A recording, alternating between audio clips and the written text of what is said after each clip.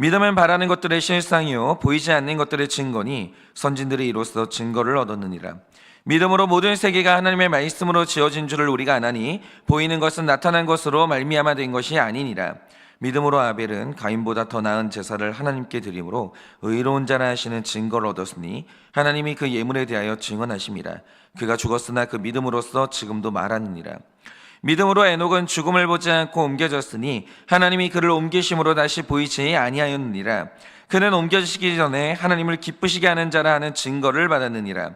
믿음이 없이는 하나님을 기쁘시게 하지 못하나니 하나님께 나아가는 자는 반드시 그가 계신 것과 또한 그가 자기 찾는 자들에게 상 주시는 이심을 믿어야 할지니라. 믿음으로 노아는 아직 보이지 않는 일에 경고하심을 받아 경외함으로 방주를 준비하여 그 집을 구원하였으니 이로 말미암아 세상을 정죄하고 믿음을 따르는 의의 상속자가 되었느니라. 믿음으로 아브라함은 부르심을 받았을 때 순종하여 장래의 유업으로 받을 땅에 나아갈새 갈 바를 알지 못하고 나아갔으며 믿음으로 그가 이방의 땅에 있는 것 같이 약속의 땅에 거류하여 동일한 약속을 유업으로 함께 받은 이삭 및 야곱과 더불어 장막에 거하였으니 이는 그가 하나님이 계획하시고 지으실 터가 있는 성을 바랐습니다. 믿음으로 사라도 자신도 나이가 많아 단산하였으나 잉태할 수 있는 힘을 얻었으니 이는 약속하신 이를 믿으신 줄 알았습니다. 다 같이 읽겠습니다. 그러므로 죽은 자와 같은 한 사람으로 말미암아 하늘의 허다한 별과 또 해변의 무수한 모래와 같이 많은 후손이 생육하였느니라. 아멘. 기도하겠습니다. 하나님, 오늘도 하나님께서 믿으라고 하십니다. 주님, 왜 믿음이 중요합니까? 천국 가는데 왜 믿음입니까? 오늘 우리가 하나님이 주시는 복을 받는 통로가 왜 믿음입니까? 하나님, 왜 우리가 믿음을 가져야 되는지 깨닫게 하여 주시고 오늘도 주의 말씀을 따라 그 믿음으로 오늘 이 구절에 나온 이 믿음의 선진들처럼 우리도 주님 앞에 복을 받는 하루가 될 수 있도록 은혜를 허락하여 주시옵소서. 주님, 오늘도 말씀하시면 듣겠습니다. 말씀하여 주시옵소서. 예수님의 이름으로 기도드립니다. 아멘. 네, 지금 우리가 읽고 있는 히브리서는 이제 두 가지 성격으로 구성되어 있는데요. 일단 전반부는 왜 그리스도가 천사보다 탁월한가? 그래서 왜 그분의 죽음이 동물 제사와 같지 않고 단 한 번에 우리 죄를 해결할 수 있는 건지 이것에 대한 논리적이고 교리적인 설명이 있었죠. 그런데 이제 후반부로 넘어가면 예수님을 믿어 완전한 구원을 얻은 우리는 그러면 어떻게 살아야 되는가, 뭘 누려야 되는가, 이런 적용으로 들어가게 됩니다. 그러니까 이런 차원에서 오늘 히브리서가 말하는 게 뭐냐면 우리가 예수 그리스도로 말미암아 구원받는다는 것을 인정한다면 구원을 받았다, 여기에서 끝날 게 아니라 난 천국 간다, 여기에서 끝날 게 아니라 이제 남아있는 삶은 예수님을 믿고 그분을 누리라는 거예요. 그 말씀대로 한번 살아보라는 거예요. 누릴 수 있다는 거죠. 그런데 이건 마땅히 그래야 된다, 뭐 이런 식으로 당위성만 말하는 게 아니고요, 믿음으로 살아야 되는 이유를 논리적으로 차근차근 설명을 해주는 겁니다. 그런데 사실 히브리서 저자가 믿음이라는 주제를 꺼낼 때는 결국 가고자 하는 목적지는 있어요. 그런데 일단 우리는 저자의 논리적인 순서를 따르면서 믿음에 대해서 오늘 우리가 이제 소화해야 되는 이 중요한 주제를 한번 묵상해보자 이거죠. 자, 그러면 이제 히브리서가 믿음을 말할 때 오늘 말하고자 하는 게 뭐냐? 여러분이 1절 말씀을 보시면 이런 기록이 있습니다. 믿음은 바라는 것들의 실상이요 보이지 않는 것들의 증거다, 이렇게 해요. 그런데 여러분, 이게 도대체 무슨 뜻입니까? 이게 무슨 뜻이에요? 그래서 제가 어릴 때 이 구절을 정말 여러 번 읽었는데 사실은 정확하게 이 뜻이 뭔지 선명하게 드러나질 않는 거예요. 그래서 제가 좀 답답했는데, 제가 요즘에 와서 확실히 경험하고 있는 게 뭐냐면 구속사는요 계시의 점진성이라는 법칙을 가지고 있거든요. 이게 무슨 뜻이냐? 무릇 하나님이 주시는 계시라는 것은요 시간이 가면 갈수록 그 뜻이 점점 더 선명하게 드러난다는 거죠. 예를 들어서 구약시대의 제사법을 보면 언제나 사람 대신에 죽어야 될 짐승이 나와요. 너 용서받고 싶어? 그러면 너 대신 죽을 짐승을 데려와, 이게 하나님의 요구였다는 거죠.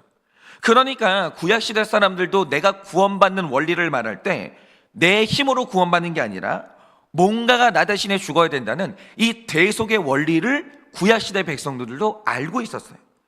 그런데 시간이 지나면서 나 대신 죽는 동물의 의미가 무엇인지 이게 시간이 가면 갈수록 선명하게 드러나는 거예요. 이게 바로 계시의 점진성이라는 거죠. 그러니까 이런 겁니다. 이제 구약시대에 그랬다가 선지자의 시대로 가면 우리 대신 매 맞고 찔리고 죽게 될 어떤 한 사람에 대한 예언이 등장해요. 이사야 때에 그렇게 되죠. 그러니까 지금 하나님이 계획하시는 건 동물 제사가 끝이 아니라 언젠가 우리를 대신해 모든 형벌을 담당할 메시아가 준비되고 있다. 이 정도 계시가 선지 시대로 가면 또 드러나기 시작해요. 그러면 이제 궁금한 게 뭐냐면 그 메시아가 누구냐 이거잖아요. 그런데 400년 정도가 지난 이후에 오신다라고 하는 메시아의 정체가 드러났는데 그게 바로 예수님이었던 거죠. 그리고 이후로 사도들과 하나님께 부름받은 사람들에 의해서 신약 성경이 써지고 성경 66권이 완성이 됐는데 사실 성경 안에는요 아직도 해석이 모호한 부분들이 있는 거예요. 그런데 이런 부분들은요 이 말세의 시간이 가면 갈수록 더 선명하게 드러나게 된다는 게 계시의 점진성이에요. 두고 보세요. 아직은 해석이 안 되는 구절들도요 시간이 가면 갈수록 선명하게 드러나는 게 있다는 거죠. 이게 바로 계시의 점진성이에요. 그런데 방금 여러분이 읽으신 히브리서 1장 말씀은요 최근에 많이 밝혀지고 있는 뇌과학을 알아야 이게 조금 더 선명하게 드러나는 게 있다는 거죠. 뇌를 알아야 이 구절이 드러나는 거예요. 그러니까 제가 생각할 때 과학하고 성경 말씀은 서로 배치되는 게 아니에요. 과학적인 사실이 드러나면 드러날수록 성경 말씀이 더 선명하게 깨달아지는 게 있다는 거죠. 그러니까 이런 겁니다. 한번 들어보세요. 여러분이 아시는 것처럼 14세기부터 16세기까지를 르네상스 시기라고 하는데 이전까지는 역사의 중심이 신이었다라고 한다면 이제 르네상스 시대에는 사람이 신의 자리를 대체하게 됩니다.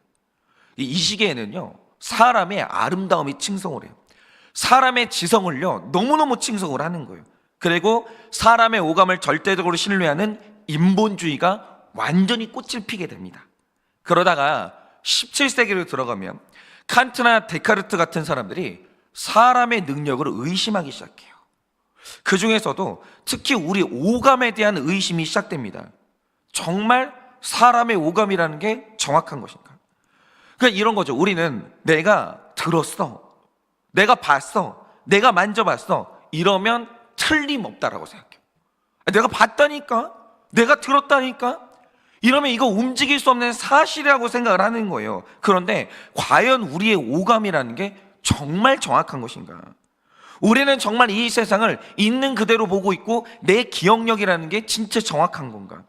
이것에 대한 의심이 시작됩니다.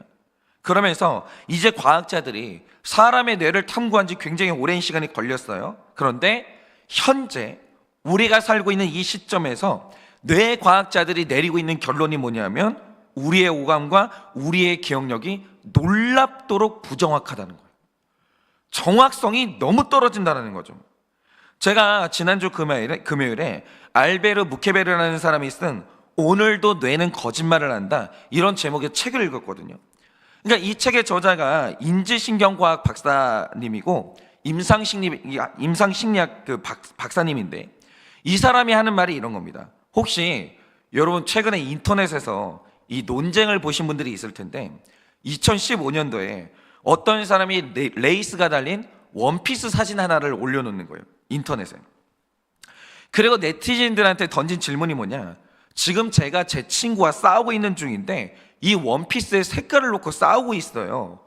여러분들이 좀 판정을 해주세요. 이거였던 거죠. 이게 뭐냐면 여러분 이 원피스는요 하얀색과 금색인가요? 아니면 파란색과 검은색인가요? 이 질문을 던진 거예요. 그런데 놀라운 사실이 뭐냐, 분명히 전 세계 사람들이 똑같은 사진을 보고 있는데 견해가 둘로 쫙 나뉘는 거예요. 어떤 사람은 이거 너무 쉬운 거 아니에요, 당연히 하얀색하고 금색 원피스죠 라고 하는데 어떤 사람은 무슨 소리예요, 파란색하고 검은색 원피스죠 라고 하는 거예요. 놀랍게도 저는 그 원피스가 파란색하고 검은색으로 보였어요. 그런데 이 현상에서 우리 모두가 놀랍도록 확인한 게 뭐냐면 우리가 오감으로 어떤 정보를 받아들입니다. 봤어요. 똑같은 사진이에요. 봤다라는 거죠. 그런데 내가 이 색깔을 보는 것과 내 옆에 있는 사람이 이 드레스의 색깔을 보는 게 달라요. 이게 너무 놀랍다라는 거죠. 그러면 이렇게 되는 이유가 뭐냐라는 거예요. 여기서 이 책의 저자가 아주 중요한 개념 하나를 말해주는데, 사실 눈, 코, 귀라는 기관은요, 나에게 정보를 이제 모아주는 도구일 뿐이고 받은 정보를 해석을 한다는 거예요. 받은 정보는요, 있는 그대로 오는 게 아니라 우리 뇌에서 해석을 거쳐요. 그게 이제 뇌가 하는 일이라는 거죠. 우리는 모든 것들을요, 해석해요. 여러분, 만약에 어떤 분들이 이제 저를 만난다라고 하죠. 저에 대한 이상이 똑같을까요? 절대 아닙니다. 똑같은 저라는 사람을 만나는데 우리는 해석을 거쳐요. 여러분이 지금 이제 설교를 들으시잖아요. 근데 정말 신기해요. 자, 저 목소리 크거든요. 근데 어떤 분들은 목사님이 소리를 질러서 시끄럽다고 해석하고, 어떤 분들은 강조해 주시고 요점을 딱 찔러줘서 정확하게 들을 수 있어서 좋다, 이렇게 해석해요. 해석이 달라요. 우리는 해석하는 존재예요. 그런데 문제가 뭐냐, 우리의 몸이 뇌에게 정보를 전달했을 때 모든 사람의 뇌가 그 정보를 똑같이 해석하는 게 절대 아니라는 거예요. 그리고 더 중요한 뇌의 특징이 뭐냐, 우리가 살다 보면 여기가 중요한데, 오감으로 포착되지 않는 인식의 빈 공간이 생겨요. 우리는 다 들을 수 있는 게 아니에요. 다 볼 수 있는 게 아니에요. 그래서 우리가 보지 못하는 게 영역들이 있거든요. 예를 들어서 어느 날 목사님 제가 여자 성도님과 함께 제 사무실로 들어갔다라고 하죠. 그러면 사람의 오감이라는 것은 들어가는 장면까지만 보는 거예요. 그리고 사무실로 들어간 다음에는 들을 수도 없고 볼 수도 없기 때문에 거기부터는 내 인식의 빈 공간이 생기는 거죠. 목사님이 거기서 그 여성도랑 뭘 하는지 모르는 거예요. 그런데 그 안에서 어떤 모습으로 어떤 대화를 하며 어떤 일을 하는지, 이건 오감으로는 보고 들을 수가 없기 때문에 빈 공간이에요. 알 수가 없는 거죠. 그런데 우리 뇌의 진짜 특이한 특성이 뭐냐, 우리는 내가 보고 듣지 못한 빈 공간이 있으면 뇌는요, 그 빈 공간을 놔두지를 못해요.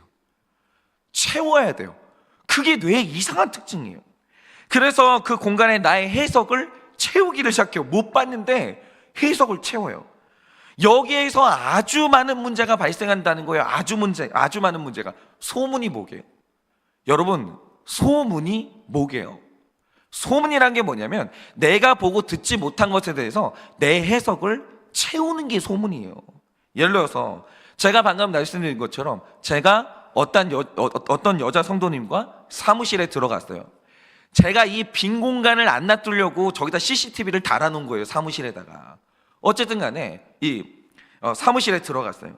그러면 이제 성도님들이 그 장면을 보고 저 안에서 뭐가 이루어진지 모르니까 해석을 하기 시작하는데, 어떤 분은 목사님이 저기서 저 성도님과 상담을 했을 거야, 이렇게 해석하는 분도 있어요. 그런데 어떤 분은 뭐라고 해석하냐, 목사님이 그 여성과 은밀한 대화를 해서 은밀하다고 해석해요. 그리고 그 여성과 목사님이 보통 사이가 아닌 것처럼 보였어, 이런 식으로 사람은요, 내가 보지 못하고 내가 듣지 못한 걸 채워놔요. 내 해석을 채우는 거예요. 바로 여기에서 소문이 발생하고 여기에서 왜곡이 발생하고, 그런데 여기에서 이런 사람의 특성을 잘 활용하면 얼마든지 사람의 기억을 바꾸거나 사람을 조종하는 게 가능하다는 거예요. 여러분, 가스라이팅이 왜 가능하게요? 사람의 인식의 빈 공간에 뭔가를 채울 수 있기 때문에 사람을 조종하는 게 가능한 거예요. 예를 들어서 기억 연구 전문가인 엘리자베스 로프터스라는 사람이 있는데, 이 사람이 정말 재미있는 연구를 하나 했어요. 그 연구 내용이 뭐냐, 우리는 어느 지점까지 우리 기억을 신뢰할 수 있고 우리가 기억을 조작하는 게 가능한지 이거 알고 싶었어요. 그래서 실험 하나를 했는데, 그게 뭐냐, 어느 날 150명의 대학생을 무작위로 뽑은 다음에 의도를 알려주지 않고 교통사고가 나는 영상 하나를 보여준다. 똑같은 영상을 봤어요. 보여주는 거예요. 다들 그 영상을 똑똑히 봤습니다. 그리고 일주일의 시간이 흘렀어요. 그리고 이제 영상을 본 학생들을 이제 부른 다음에 두 그룹으로 나눈 거죠. 그리고 이 영상에 대해서 말할 때 단어 하나만 바꿔서 말했어요. 그러니까 한 그룹에서는 이렇게 말한 거죠. 일주일 전에 우리가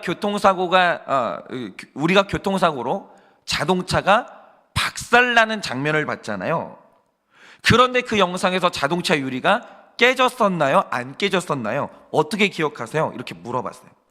그런데 여기서 중요한 건 로프터스 박사가 의도적으로 박살나다라는 표현을 썼다는 거예요.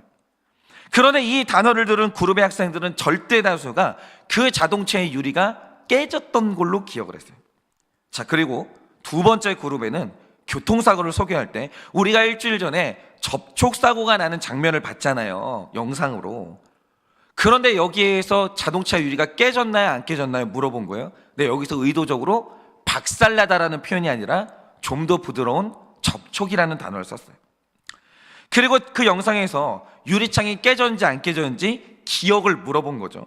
그런데 재미있는 건 나타난 결과가 뭐냐, 압도적으로 많은 학생이 자동차 유리는 깨지지 않았다라고 대답을 한 거예요, 접촉이라는 단어를 들은 순간. 그런데 이 박살나다라는 단어를 들었던 그룹에서는 자동차 유리가 깨졌던 걸로 기억을 했어요. 이상하지 않으세요? 똑같은 영상을 봤는데 박살나다라는 단어를 들은 이 그룹은 유리창이 깨진 걸로 기억했고, 접촉이라는 단어를 들은 그룹은 안 깨진 걸로 기억을 했어요. 그러니까 진실이 뭐냐, 그 영상의 진실이 뭐냐면 그 영상에서 자동차 유리는 깨진 적이 없어요. 그러니까 이 실험의 결론이 이런 겁니다. 사람의 기억력이라는 건 한계가 있기 때문에 일주일 정도가 지나면 그 영상의 디테일한 부분까지 기억이 안 나요. 사람 기억력이 그렇게 약해요. 그런데 중요한 건 뭐냐, 우리가 기억이 안 나면 안 난다고 하면 되잖아요. 사람은 안 그래요. 그러니까 우리의 뇌는요, 기억이 안 나는 빈 공간이 생기잖아요, 채워요. 이게 이상해요. 기억이 안 나면 안 난다고 하면 되는데 거기에다가 나의 이게 어떤 해석을 채워 넣는 거예요. 여기서 실험자가 그 사고에서 자동차가 박살났다 이런 단어를 쓰면 내 기억이 유리창이 깨지는 영상을 만들어내는 거예요. 그런 영상은 없었어요. 그런데 내가 그 단어를 듣는 순간 내 머릿속에서 영상을 만들어내는 거예요. 그리고 나는 기억한다라고 스스로 믿는 거죠. 그런데 접촉이라는 부드러운 단어를 쓰면 그 단어를 토대로 나름대로 또 다른 영상을 만들어내는 거예요. 그러니까 제가 개인적으로 드리는 말씀이 아니라 오늘까지 뇌과학이 밝혀낸 진실이 뭐냐, 우리의 기억력은 너무나 연약한데 빈 공간이 있거든요. 우리의 뇌가 내 기억을 해석하는 과정에서 수많은 조작들을 한다는 거예요. 여러분이 어린 시절에 대해서 어떤 불행하다는 기억을 가지고 있거나 아니면 여러분들이 행복했다라는 기억을 가지고 있을 때 그것은 조작됐을 가능성이 굉장히 커요. 굉장히 커요. 여러분의 피해의식에 의해서 뭔가가 조작됐을 가능성이 있다는 거죠. 그래서 생각보다 우리의 기억력, 우리가 보고 듣고 느끼는 모든 오감들은 믿을 만한 게 못 되는 거예요. 객관적인 증언들과 증거가 필요한 거예요. 그런데 이 유발 하라리의 이 사피엔스라는 책을 보면 사람이 이 세상을 정복할 때 이상하게 사람은 동물에게는 없는 특이한 능력 하나를 가졌다는 거예요. 그게 뭐냐, 여러분 이 세상의 모든 동물들은요, 세상을 파악하고 해석할 때 오로지 오감에만 의지해요. 이 외에는 없어요. 다른 게 없어요.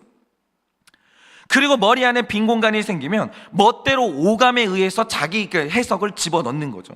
그래서 물고기 앞에 미끼를 놓고 흔들어대면 똑같은 물고기가 똑같은 미끼에 2번도 걸리고 3번도 걸리는데 이게 바로 오감만 의지하기 때문이에요.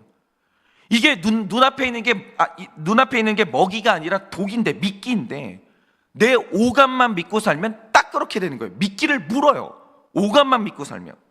그런데 유독 사람에게는 특이한 능력이 하나 되어 있어요. 오감 말고, 유발 하라리가 하는 말이 이거예요.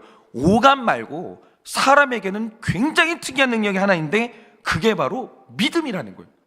그게 이상하다는 거죠.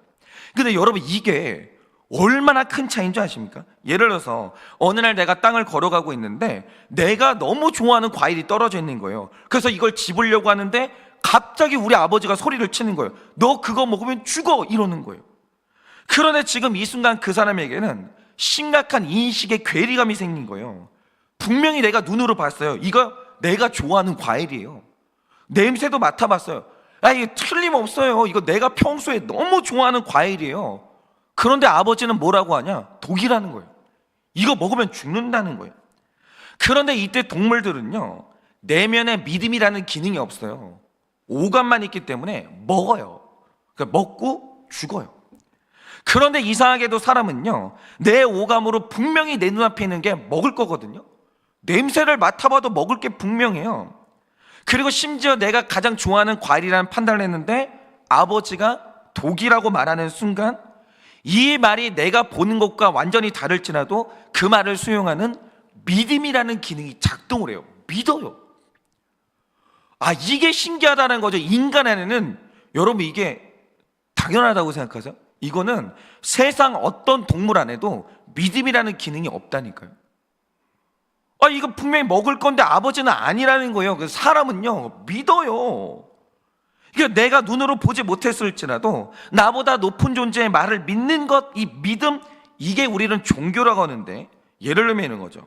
사람 안에 있는 무지막지한 폭력성이라는 건요, 세계대전을 통해서 너무 적나라하게 입증이 된 거예요. 제가 오늘 아침에 기사 하나 읽는데 어떤 기사가인 줄 아세요? 70대 아버지가 자녀한테 집을 해줬어요. 아파트를 해줬나 봐요. 그런데 내가 아파트를 해줬는데 며느리가 찾아오지를 않더래요. 그래서 시아버지가 며느리를 살해 시도를 했어요. 우리 이래요. 여러분, 사람 안에 있는 적개심, 사람 안에 있는 폭력성이 얼마나 무서운지 아세요? 여러분, 전 세계에 있는 동물들 중에 네가 내 먹을 것을 빼앗았다는 이유로 같은 종족을 600만 명이나 죽일 수 있는 건 사람밖에 없어요. 사람이 얼마나 무서운데요. 진짜 무서워요. 이게 상상을 초월하는 적개심의 폭력성인데, 이 폭력성을 보고 있으면요, 우리는 진작에 서로 싸우다가 멸종했어야 되는 인종들이에요. 그런데 왜 사람이 아직도 멸종을 안 할까? 아니, 오히려 왜 사람들이 번성하고 있을까? 이게 바로 믿음 때문이라는 거예요. 여러분이 도피성의 경우를 생각해 보세요. 어느 날 내 이웃이 실수로 그랬는지 고의로 그랬는지는 모르겠는데 내 아내를 죽였어요. 이때 당시의 법이라는 것은 나도 똑같이 그 사람을 죽일 때 그걸 정당하다고 인정해줬고, 똑같이 죽음으로 갚아줘야 내 분노도 풀리는 것이 이 당시의 관습이었다는 거죠. 그래서 어느 날 내 가족을 죽인 그 사람을 죽이려고 칼을 들었는데 갑자기 여호와라는 분이 나타나요. 안 된대요. 내 주변 사람들은 다 죽이는데 나도 죽이고 싶은데, 죽여야 맞는데 내가 칼을 들었는데 여호와라는 신이 나타나더니 안 된대요. 그리고 하는 말이 뭐냐? 복수하면 네 마음이 풀릴 것 같지? 아니, 너도 죽어. 그 사람만 죽는 게 아니라 너도 죽어. 네가 살려면 복수가 아니라 용서라는 걸 해야 되는 거야. 이 말을 하는 거예요. 근데 지금 하나님으로부터 들리는 이 음성은 내 마음의 욕구와도 맞지 않고 내가 살아온 관습과도 맞지 않아요. 그래서 원래 사람은요, 그걸 무시하고 죽이는 게 맞아요. 근데 이상하죠. 사람이라는 존재는요, 지금 내 마음 안에 죽이고 싶어요.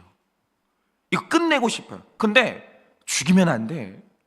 너가 사는 길은 복수가 아니라 용서야. 이 말이 믿어져요. 이게 이상한 사람만의 능력이라는 거예요. 사람은요, 내 마음하고 다른 음성이 들려요. 신으로부터. 믿어진다라는 거예요. 믿어져요. 그런데 이 믿음이 뭐냐? 이게 바로 지금까지 사람을 살린 특별한 능력이라는 거예요. 사람만 믿어져요. 그러니까 여러분이 1절 말씀을 보세요.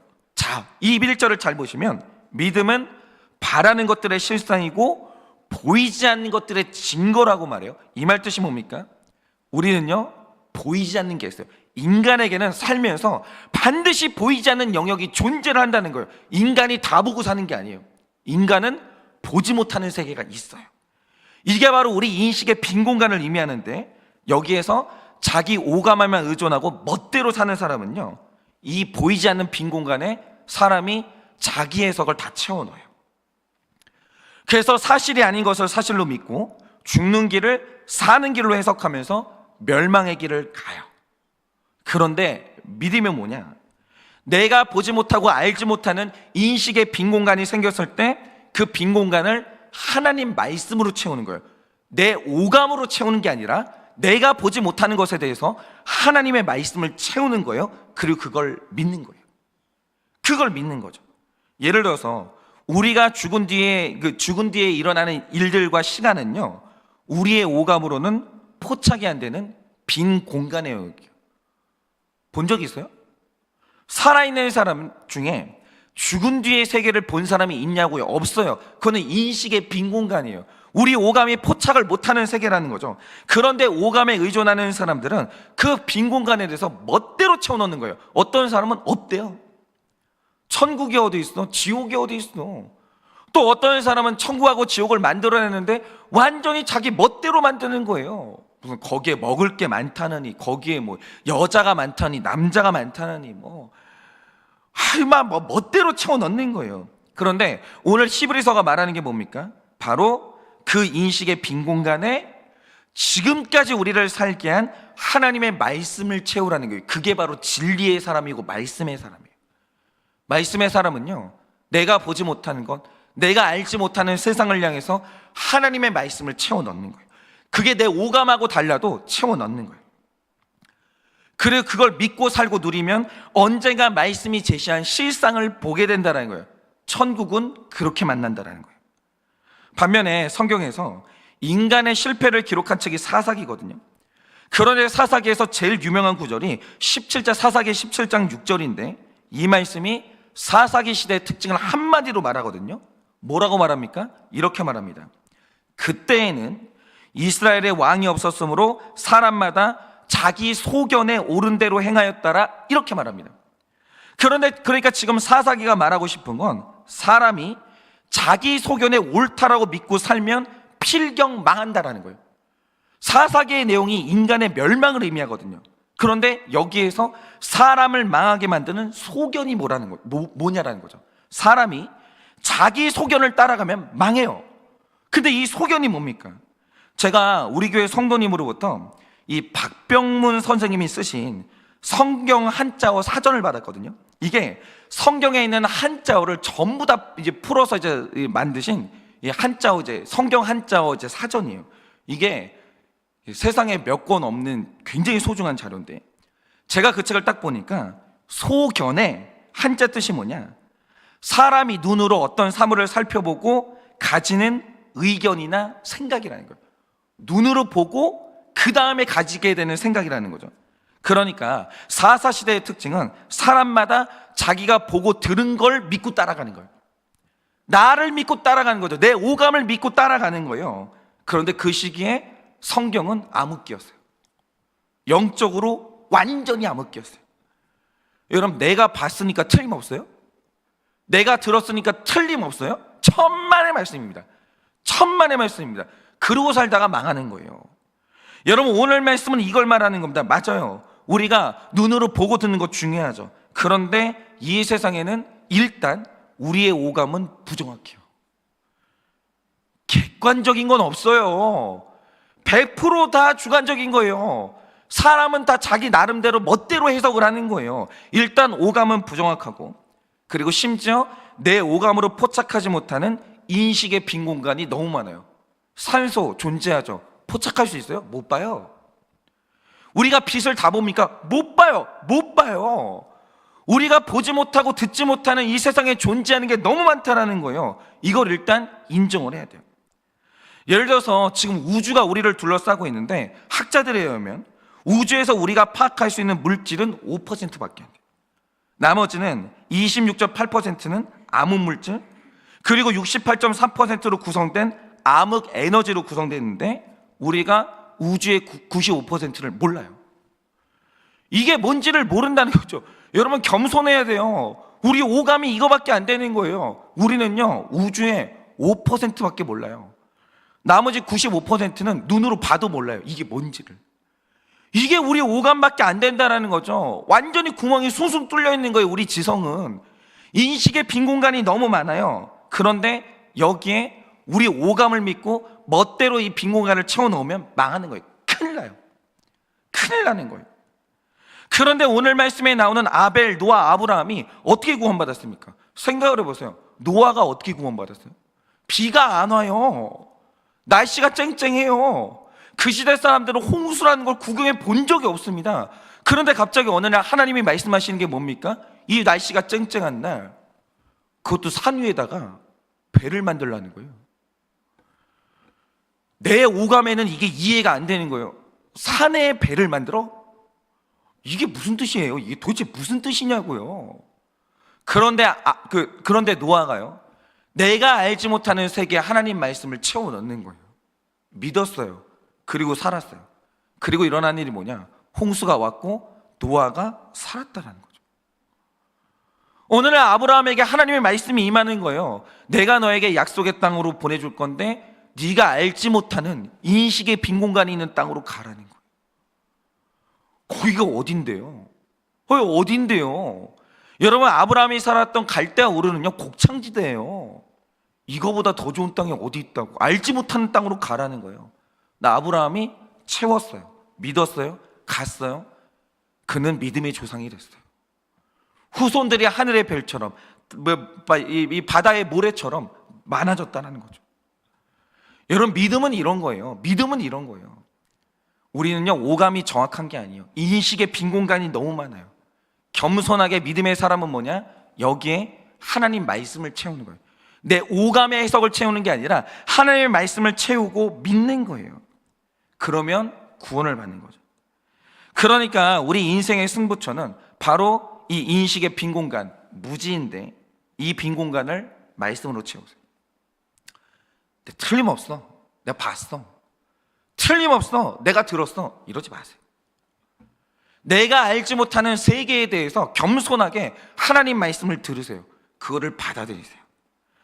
그리고 그 받아들인 걸 믿음으로 온전한 구원의 길을 걸어가고 약속하신 복을 받는 여러분 되시기를 예수님의 이름으로 축원합니다. 이 시간에 기도하고 축도함으로 마치겠습니다. 기도하겠습니다. 하나님, 겸손하게 인정합니다. 내가 보는 것은 정확하지 않습니다. 내가 듣는 것도 정확하지 않고 내 기억도 온전하지 않습니다. 하나님, 저는 모르겠습니다. 알 수가 없습니다. 내가 어떻게 살아왔던 것인지, 나 자신은 누구인지, 미래는 어떻게 되는 것인지, 내가 죽은 뒤에는 어떻게 되는 것인지, 주님, 내가 알지 못하는 것으로 하나님 너무나도 이 세상은 채워져 있습니다. 그래서 주님, 말씀을 의지합니다. 내가 보고 들은 것으로만 의지하여 그것으로 내 안을 채우는 것이 아니라 내가 알지 못하는 세계를 주님의 말씀으로 채우는 겁니다. 그래서 오직 주의 말씀을 믿고 그 길을 따라가고자 합니다. 하나님, 그래서 내가 보이지 않는 것들의 증거를 주님의 말씀으로 삼고 그 길을 잘 따라가 언젠가는 보이지 않았던 천국을 실상으로 보게 되는 우리 인생이 될 수 있도록 주님이 은혜를 허락하여 주시옵소서. 지금은 우리 주 예수 그리스도의 은혜와 하나님 아버지의 그 크신 사랑과 성령님의 위로하시고 교통하여 주시는 그 역사하심이 오감을 믿고 따라가는 것이 아니라 내 소견에 옳은 대로 따라가는 것이 아니라 내 소원과 내 생각과 맞지 않아도 하나님의 말씀을 받아들이고 그것을 믿고 따라갈 때 복받을 것을 믿는 사랑하는 모든 주의 종들의 머리 위에 지금으로부터 영원히 무궁토록 함께 있을지어다. 아멘.